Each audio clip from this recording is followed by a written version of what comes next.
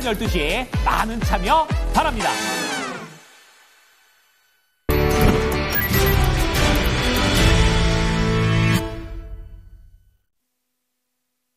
세컨스탁입니다. 알파경제 김종일 이사, 토마토투자클럽 김민준 전문가 모셨습니다. 안녕하세요. 안녕하십니까. 예. 그러면 오늘도 이슈 먼저 보겠습니다. 시장에서 지금 증시도 증시인데 환시 때문에 걱정이 큽니다. 이 브레이크 없는 원달러 환율 1,450원대까지 가 있는 상황이고요. 그렇다면 어디까지 열어둬야 할 것인가? 여기에 또 어떻게 적응을 해 나가야 될 것인가? 사실 이 비슷한 레벨 때는 우리가 글로벌 금융위기 거의 15년 전으로 거슬러 올라가야 되기 때문에 그때 어떻게 했는지 기억도 좀 잘 안 나실 거예요.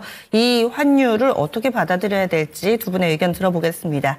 먼저 김 이사님, 원달러 환율 상승 언제까지 이어질까요? 얼마까지 갈까요? 네, 지금 원화 약세 요인이 워낙 많아서 제가 보기에 고점 예측은 쉽지 않다라고 보여집니다. 다만 하나 확실한 것은 정부 당국도 이걸 제어하려는 의지는 명확하게 보여주고 있거든요. 근데 여러 번 언급드렸던 것처럼 억지로 막으려고 해봐야 이걸 막을 수 없는 상황이기 때문에 지금은 일단 위는 열어둬야 된다. 1,500원? 그 이상까지도 열어둬야 되는 상황이라고 보고 있고요.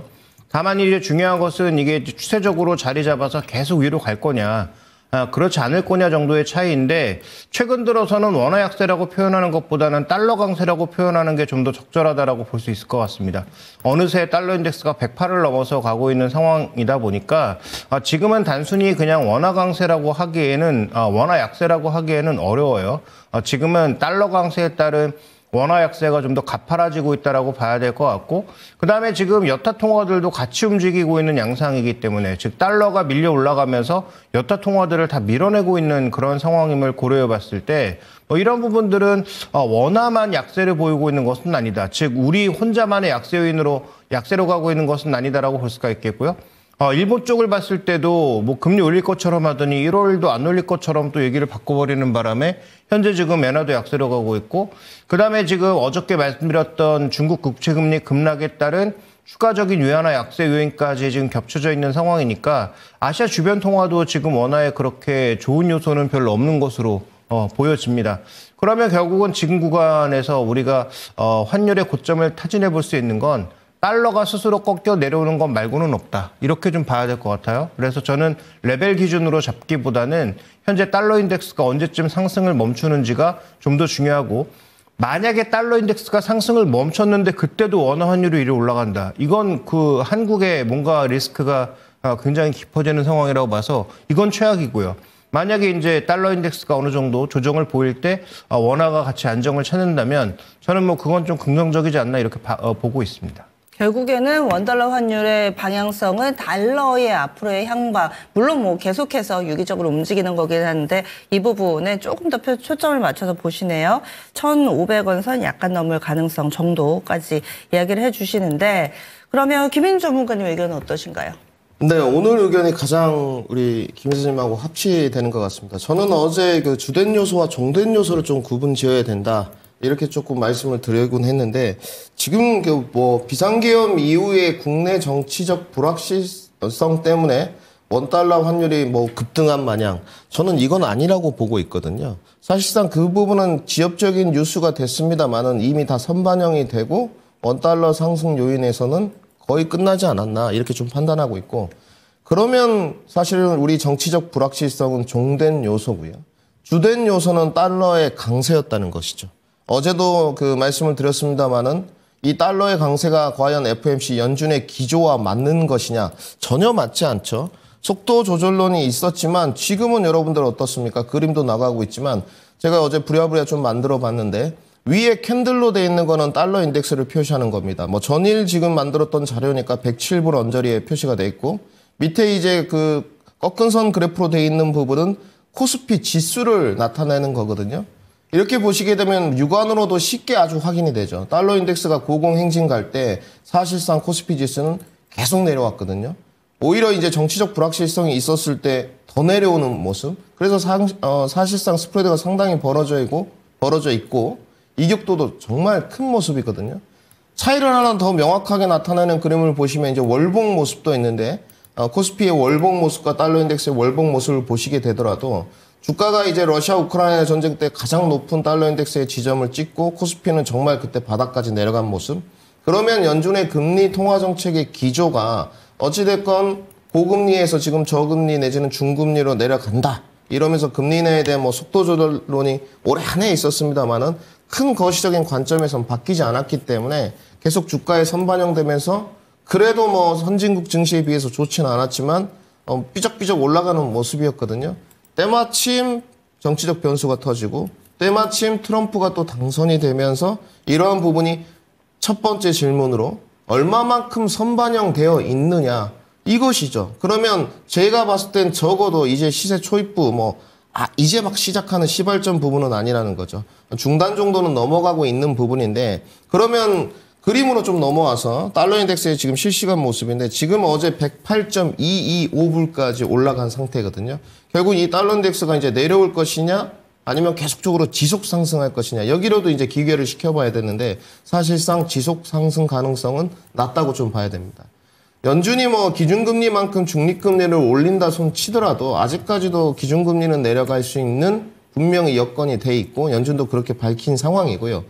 그렇다면 결국은 트럼프의 어떤 보복 관세에 따른 달러 인덱스의 선반영은 마무리 단계이지 않나 이렇게 생각 들고 등락 과정은 좀 있겠습니다만은 110불 정도까지는 열어두고 있습니다. 저도 110불까지 아마 달러 인덱스가 좀 올라가게 되면 1,500원 정도를 위협받을 거예요. 그렇지만 지금 상단이 쟤는 1,400원, 1,450원, 1,500원 정도의 등락 과정을 거친 끝에 내려가지 않겠느냐 점진적으로 이렇게 판단 들고 정부에서도 약발은 잘 안 먹히고 있습니다만은 어제 외환 스와프 연기금 쪽이죠. 이런 이야기 또 나왔고 500억 달러에서 지금 650억 달러까지 증액하겠다. 기간은 2025년 말까지다. 결국은 이제 외환 시장이 불안으로 계속 갈 때 이 연금의 달러 매수 수요를 당국이 흡수하겠다는 포부도 밝혔기 때문에 지금은 저는 조금 다른 그 생각을 갖고 있는데 지금의 저가가 기회가 되지 않겠느냐. 그러면 1,500원을 만약에 넘어가면 어떻게 됩니까? 전문가님 이런 질문이 있을 수 있는데 저도 그 상황에서는 지금 현재 마땅한 대안은 갖고 있지 않습니다. 왜 그러느냐? 과연 지금 개인 투자자들의 성장주 포트폴리오 위주로 짜져 있는데 그 부분을 다 손절하고 조금 필수 소비재, 배당 위주 돌아갈 수 있는 여력이 있느냐? 저는 그건 아니라고 봐요. 사실 그래서 1,500원 위로 올라가게 되면 결국은 조금 더 인내심을 갖고 홀딩 전략을 펼칠 수밖에 없다까지 정리해드리겠습니다. 네. 그래서 뭔가 어제 나왔던 액션, 사실 이건 원래 일정상 좀 있기는 해서 저도 아침에 개장하면서 전해드리긴 했었는데 이 국민연금이 해외 투자를 할 때 달러를 쓰게 되잖아요. 이 부분을 외환 당국에서 빌려주는 그런 형태, 이것과 관련해서 기존의 한도가 500억 달러였는데 650억 달러로 증액하는 부분이 어제죠. 네, 어제 발표가 됐습니다. 그런데 결국에는 나라 안에 있는 달러가 여기 갔다 저기 갔다 하는 건데 이게 과연 지금 원달러 환율이 높은 상황에서 뭔가 액션이라고 내놓을 만한 카드인가, 이 부분 효과가 있는 건가요? 김 이사님 해석을 좀 해주세요.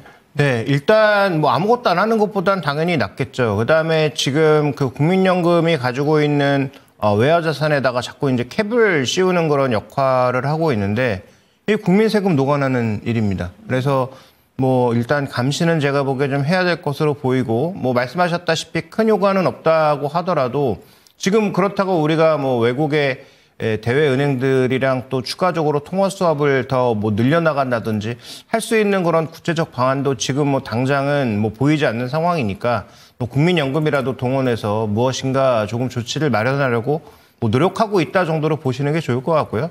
말씀하신 대로 실질적 효과는 그렇게 크지 않을 것으로 보입니다. 그래서 이게 발표가 되길래 이걸 왜 하나 이런 생각이 좀 들긴 했는데 어찌됐든 그러면은 앞서 두 분은 이 달러의 향방에 달려있다. 그리고 1,500원 선 상향 돌파 가능성도 좀 일단은 열어둬야 된다라는 의견을 주셨어요. 그렇다면은 이 상황 가운데서 또 수혜 섹터를 찾아보겠습니다. 투자 전략으로 좀 연결시켜봐야 될 것 같은데 원달러 환율이 이 고공행진하는 가운데서 어떤 쪽으로 좀 더 관심을 가져봐야 될지 이 부분은 전문가님 먼저 얘기를 좀 해주세요. 네, 저는 이제 기준점을 주된 요소를 달러 인덱스에 놓고 달러 인덱스가 이제 110불을 돌파하지 않는다는 전제 조건을 좀 깔아야 될 것 같아요. 일단 그렇게 스토리라인을 좀 짜놓고 그러면은 우선 성장주부터 조금 말씀을 드리면 지금 성장주들이 굉장히 피해가 많지 않습니까? 반등이 안 나올 것인가 여기에 좀 질문지를 던져봤거든요. 저는 나온다고 보여집니다. 조금 그래서 다른 그 전문가님들하고는 좀 다른 분석을 갖고 있거든요. 단지 뭐 지금 역배열되어 있는 반도체 섹터나 뭐 2차 전지 섹터, 제약 바이오는 뭐 역배열까지는 아니지만 이런 섹터들이 대차게 올라올 수 있을 것이냐 그렇게 보진 않아요. 단지 달러 인덱스가 어느 정도 꺾고 내려온다면 성장주, 방어주, 테마주 이렇게 전략을 좀 짜왔는데 반도체와 2차 전지 쪽은 기술적 반등을 노리는 게 맞다 이렇게 좀 판단 들고 있고 시장도 그를 증명하고 있습니다. 실질적으로 2차 전지는 뭐 기술적 반등이 뭐 좀 더딥니다만은 아직도 기술적 반등은 언제든지 나올 수 있는 자리고 반도체는 뭐 내용은 없습니다만은 모멘텀으로 IP, DSP들이 사실상 반등폭이 50%가 다 넘었어요, 여러분들.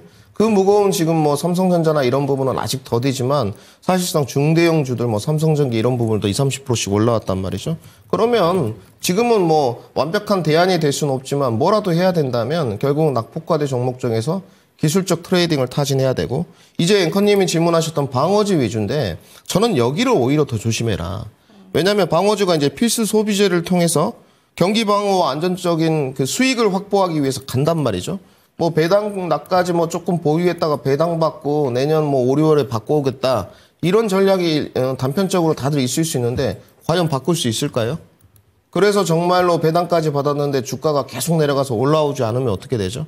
때마침 또 그때 달러 인덱스 아니 원달러 환율이 1,400원을 깨고 뭐 1,370원, 50원 이렇게 내려오면 어떻게 되는 거죠?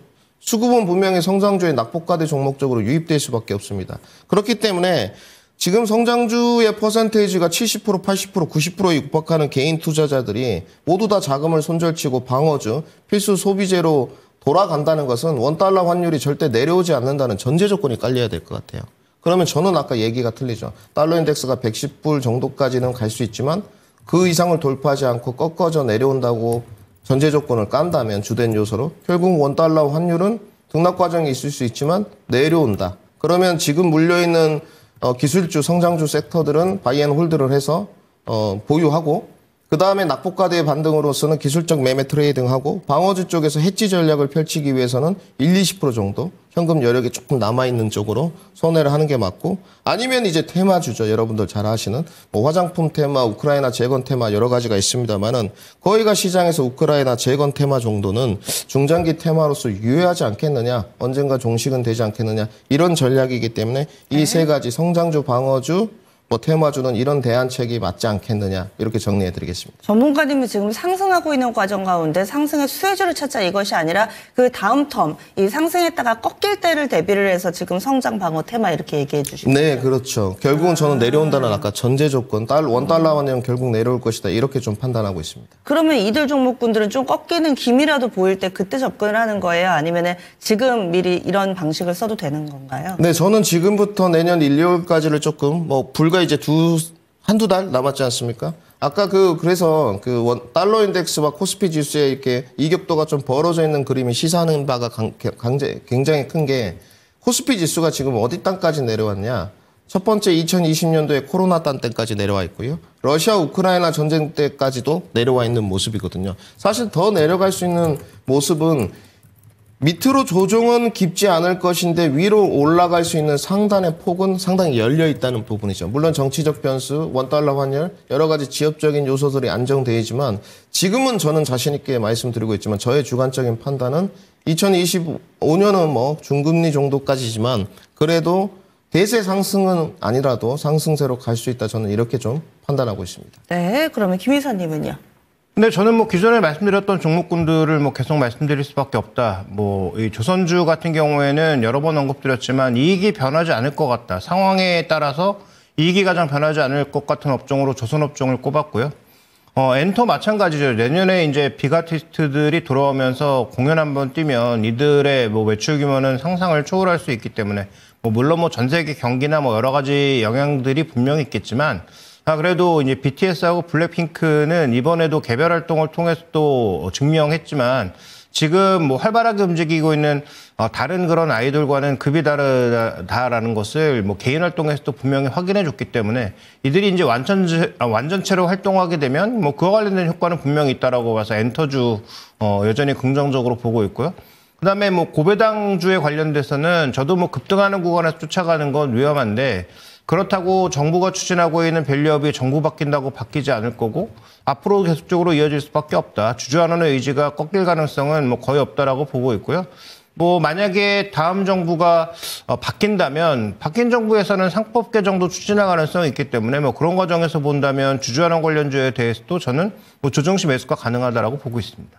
예. 지금 조선이나 엔터 같은 경우는 대표적인 이 원달러 환율 상승할 때 수혜 섹터로 분류가 되는데 그럼 만약에 이 원달러 환율 상승세가 꺾이면은 이쪽은 뭐 안 보는 건가요?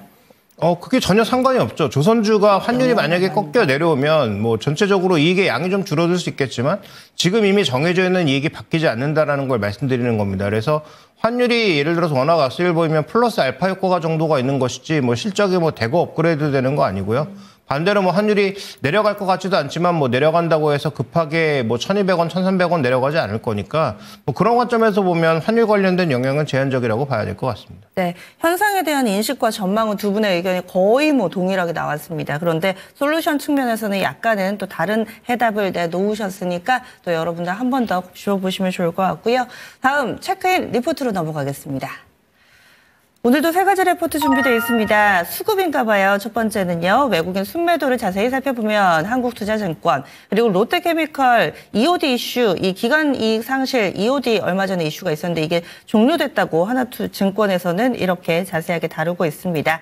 마지막 레포트는 DS투자증권의 풍력 경쟁 입찰 결과 관련 코멘트 각각 다른 색깔의 레포트인데 간략간략하게만 좀 소개를 해주신다면요? 네, 첫 번째 리포트는 자세히 말씀드릴 거고요. 롯데케미칼 EOD 이슈가 종료됨으로써 회사채 조기 상환 이슈는 이제 종료되었다라고 봐야 될 것 같습니다. 그러면 이제 본업 쪽의 회복이 얼마나 강하게 나타날 것이냐. 오히려 트럼프 시대에는 레거시 에너지가 좀 더 고개를 들면서 롯데케미칼에도 효과가 있을 것이냐 정도를 체크해 보면 될 것 같고요. 마지막으로 지금 풍력 국내 입찰인데 이게 이제 작년 대비 무려 30%가 늘었다라는 거죠. 우리는 이제 해상 풍력 중심으로 늘었다라고 봐야 되는데 자 이런 측면으로 놓고 봤을 때 국내 풍력 시장도 만약에 정부가 바뀌었을 때 지금 이 정부는 원전 쪽에만 방점을 찍었지만 바뀌는 정부는 이렇게 뭐 풍력이라든지 태양광 쪽도 일부 방점을 찍을 수 있기 때문에 뭐 관련된 종목군들의 관심이 좀 필요하지 않느냐 정도의 코멘트니까요. 뭐 자세한 내용은 한번 리포트를 참고해 보시면 좋을 것 같습니다. 네, 그러면 오늘 첫 번째 리포트 외국인 순매도를 자세히 살펴보면 한국투자증권 어떻다는 이야기인가요? 네, 11월 달에 외국인 매도를 살펴봤더니 뭐 앞전의 내용은 뭐 외국인들이 여전히 뭐 미국 시장 선호한다는 뭐 우리 입장에서 보면 쓸데없는 얘기들이고 우리 시장에 이제 외국인 매매를 살펴봤더니 국적별로 좀 이상한 흐름이 나타났다는 거죠. 영국계 자금은 11월 달에 꽤나 많이 들어왔는데 반대로 미국계 자금이 대거 빠져나가는 모습을 보이면서 약간의 이제 국적별로 좀 다른 모습. 그래서 뭐 미국계 자금은 1조 이상의 이탈, 반대로 영국계 자금은 6천억 이상의 유입을 보여주면서 약간의 이제 국가별 차이는 존재했고요. 뭐 장기적으로 봤을 때는 지금 미국계가 가장 주력인데 미국계 쪽에서 올해 내내 좀 줄이는 모습을 보여주고 있는 반면 유럽계 쪽은 조금 빠지다가 돌아나가는 그런 모습으로 전개되고 있고 싱가포르를 포함한 호주 쪽, 아시아 쪽은 전반적으로 줄이는 과정에 있습니다. 그래서 뭐 크게 세 개 대륙으로 나눠봤을 때 북미 아시아는 줄이고 그다음에 이제 유럽 쪽에서 일부 조금 자금이 들어오는 그런 모습을 보여주고 있다. 이렇게 봐야 될 것 같고요. 또 하나의 특징은 이제 다음 준비된 그림 보시면 외국인들이 여전히 채권을 사고 있다는 거죠. 왜냐하면 우리가 이제 국채지수에 편입됨으로써 채권 쪽에는 계속 외국인들의 돈이 들어온다 이렇게 봐야 될 것 같은데 지금 보고 계신 그림은 공모 기준으로 채권 펀드의 규모가 주식 펀드의 규모를 훌쩍 뛰어넘어서 이 차이가 계속 벌어지고 있다는 것입니다. 그러니까 세계 채권 지수의 편입 자체가 일부 긍정적 영향을 줬다라고 볼 수가 있겠고 그러면서 채권을 추종하는 펀드들이 꽤 늘었고 그다음에 외국인들의 자금이 채권 쪽으로 계속 들어오고 있다라고 봤을 때 결국 이것은 무엇을 의미하느냐. 뭐 12월 달에 약간 다른 흐름이 나타나긴 했지만 11월까지 진행된 전체적인 흐름을 보면 외국인은 셀코리아가 아니라 셀 세미컨덕터를 하고 있다. 반도체를 팔고 있는 것이지 한국을 팔고 있는 게 아니다라는 것이고요. 그다음에 지금 환율의 움직임이 외국인들이 한국 자산을 팔고 대거 빠져나가서 나타나는 현상이 아니라 전체적으로 지금 그 달러 인덱스의 강세와 더불어서 원화의 상대적인 약세 요인을 펀더멘탈적으로 반영하고 있을 가능성이 높다라고 봐야 될 것 같습니다. 그런 차원에서 외국인들이 지금 셀코리아는 아닌 반도체를 팔고 있는 단계인 만큼 그럼 뭐 둘 중에 하나겠죠. 외국인들이 반도체를 제외한 나머지 종목까지 팔면 뭐 정말 위험해 보이는 거고, 만약에 외국인들이 지금 다른 종목은 사고 반도체를 팔고 있는데 반도체마저도 사는 순간이 오면 시장에 턴어라운드 시그널이 온다는 것을 알 수가 있는 거고요.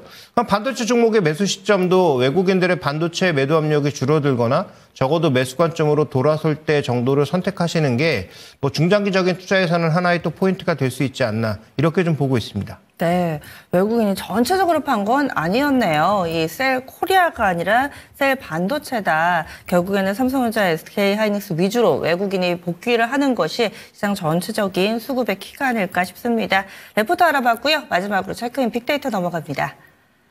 오늘의 빅데이터 바로 에이직랜드입니다. 종목을 가져오셨는데 에이직랜드 지금 뭐 위쪽으로 올라갈 확률은 어느 정도인지 빅데이터 쭉쭉 모아서 가격 전략까지 알려주시죠.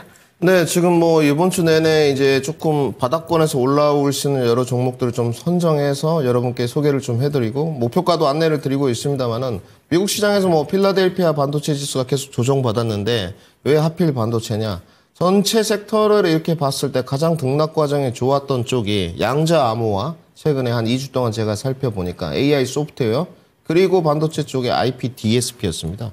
에이징랜드 같은 경우는 지금 주가 차트 모습을 보시게 되면 시장에 대안이 없다 말씀을 계속 많이들 하시는데 이 종목 22,000원에서 41,000원까지 올라갔거든요. 그러니까 이것이 늘 이제 주식시장에 우리가 참여를 할 때 고민되는 부분이죠. 실적 좋고 밸류 싼 종목들이 이렇게 퍼포먼스가 없고 이런 종목들 단숨에 지금 뭐 70%, 80% 이렇게 올라와 버리니까 사실상 이거를 공략해야 되냐 말아야 되냐. 결국은 그러면 공략해야 되냐 말아야 되냐 선행주자로 무엇을 결정해야 되느냐, 어떠한 접근 방식이냐, 이게 중요할 것 같고요. 우리 이제 투자자들이 뭐 특히 이통화토 시청자 여러분들께서 대다수가 성장주 위주의 포진이거든요. 자금 여력이 없어요. 그러면 일정 부분 자금을 조금 띄어내서 접근 방식을 할 때 결국은 더딘 쪽에 안정적인 대안처를 찾는 것보다는 뭐 빙그레, 오리온, CJ 제일당 저는 정말 좋게 보거든요. 정말 사게 되면 고구마가 한 10개 정도 먹은 느낌이에요. 무거워요. 네, 무겁고 더디죠. 예. 안 그래도 물려 있어가지고 계좌가 엉망진창인데 조금 더 빠르게 승부를 내보고 싶단 말이죠. 그에 걸맞는 실력을 갖췄느냐, 그건 차지하고요. 그렇다면 여기에 저희들 개장 방송도 대안이 될 수 있겠죠. 그러면 제가 안내를 좀 해드리게 되면 지금 에이징랜드는 과연 조정을 조금 눌러줬을 때 더 위로 상단으로 갈 수 있느냐. 결국은 성장주의 낙폭과대의 트레이딩 관점을 접근해야 된다 말씀을 드렸기 때문에 그러면 기술적 접근을 제가 해봤을 때 AI 빅데이터도 교집합 요소를 가리키고 있다는 거죠. 최근에 이 종목이 4만 원을 넘어서 갔는데 어제부터 좀 쉬었어요. 브로드컴이나 이런 필라델피아 반도체 지수가 조정을 받으니까. 그러면 오늘 조금 더 쉬어주면 기회는 분명히 옵니다. 이 빅데이터의 기본 요소 중에 하나가 꼭 들어가 있는 게 피보나치 되돌림인데 결국은 밑으로 이제 뭐 3만 원대가 깨지게 되면 피보나치가 61.8% 밑으로 내려갈 것이기 때문에 반등은 안 나온다는 쪽이에요. 여기서 이제 여러분들이 실력 발휘를 해서 뭐 지지저항, 캔들 패턴, 보조 지표 여러 가지를 아날로그 쪽으로 이제 접목하시는 분들은 이제 고수 쪽이 되겠죠. 그럼 안내를 좀 해드리게 되면 지금 가격이 35,600원인데 오늘도 어제 미국 시장에 좀 충격파가 있다고 한다면 결국은 조정을 좀 받을 것이다. 그러면 제가 봤을 때 이 32,500원과 34,000원 사이에서 매수 평균 단가를 만든다면 기대 수익률과 기대 손실률 부분을 비교해서 접근을 해야 되는데 기대 손실률 부분은 5% 안짝입니다. 결국 우리가 감내해야 될 부분인데 기대 수익률 부분은 모든 종목들이 대다수가 거의 2배를 가리키고 있거든요. 그러면 짧게 이제 1차로 뭐 37,000원 정도까지 반등, 기술적 반등이겠죠. 나온다면 뭐 10%대 정도. 37,000원을 넘어서 조금 더 뭐 4만 원 저는 사실 넘어간다고 좀 보여지는데 조금 저랑 의견이 다르게 나오더라고요. 4만 원을 못 넘어가더라도 거의 15%대 육박하는 반등이죠. 그러면 사실상 지금 어떤 매매 접근을 했을 때 굳이 방어주나 뭐 우크라이나 재건이나 대안처는 되지만 거기로 20% 15% 먹을 때 걸리는 기간 저는 뭐 몇 달은 걸릴 것 같거든요. 안정적이긴 하지만 그렇다면 조금 더 내가 자금 여력이 크지는 않는데 투자 대비 기간을 짧게 잡고 싶다면 지금은 기술적 반동 구간에서 셀 코리아를 하고 있지만 그것은 삼성전자의 이야기란 말이죠. 그럼 이런 준소형 종목들은 기술적 트레이드 쪽으로 접근을 해보셔라. 그러면 지금의 대안은 에이징랜드가 되지 않겠나. 여러분들이 지키셔야 될 건 매수 어떤 평당 가격, 손절가만 지키면 꼭 된다까지 정리해드리겠습니다. 예. 그래서 에이지글랜드 오늘의 빅데이터 종목입니다. 사실 이달 들어서 바닥에서 가파르게 올라와서 저 종목을 어떻게 사지 고민하셨던 분들께 명확하게 가격 전략 좀 전에 알려드렸죠. 그래서 매수 추천 가격이 32,500원에서 34,000원 그 밴드 사이입니다. 무조건 싸게 잡으려고 하시면 안 돼요. 그 밑에 혹시라도 이탈을 하면 추세가 또 바뀌거나 또 전략이 바뀌는 그 가격대가 있다고 좀 전에 얘기를 해주셨죠. 그래서 매수 추천 가격 이렇게 밴드 잡아서 알려드렸고요. 1차 목표가가 37,000원, 2차 목표가는 39,000원으로 설정돼 있습니다. 목표 수익률 10%, 15% 정도 보실 수 있겠네요. 그리고 목표가 도달 확률 62% 정도 나오는 그런 종목입니다. 이 정도면 내가 좀 접근을 해볼까? 혹은 에이지글랜드 사고 싶었는데 어떻게 가격 전략을 세워야 될지 좀 고민되셨던 분들께 이렇게 또 구체적으로 데이터 알려드렸습니다. 체크인 빅데이터까지 알아봤습니다.